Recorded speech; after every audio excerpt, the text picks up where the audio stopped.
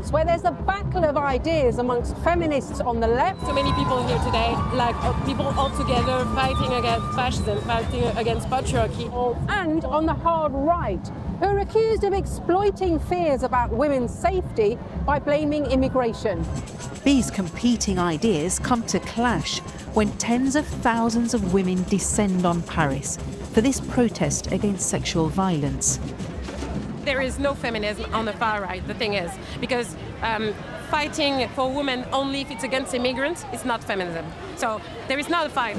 Among the placards, Justice for Giselle Pellicot, for activist Yelena. The case destroys the myth that it's mainly migrant men who commit sexual violence. Now with the Pellicot case, they are understanding that rapists are not someone that is like violent, someone that is going to be crazy. It's rapists with the Pellicot case. You can see they are average men actually. Solidarité avec les femmes du monde entier. Around 400 women's groups have united for the march, but there's another not so welcomed who've turned up.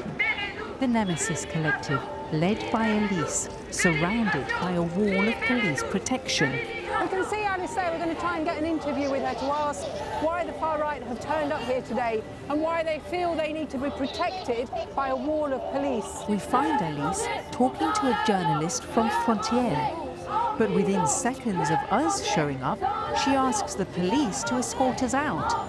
Excusez-moi, elles sont pas avec nous, hein. Elles sont pas avec nous, vous les faites Hi, And Alice, the how you doing? officers oblige. How you doing? Can we just ask you a couple of questions about why you're here today? Sorry, we're from the press. We just want to ask her a couple of questions. So this is pretty unusual. We're trying to speak to the far-right protesters. The police are here. They've got their shields up.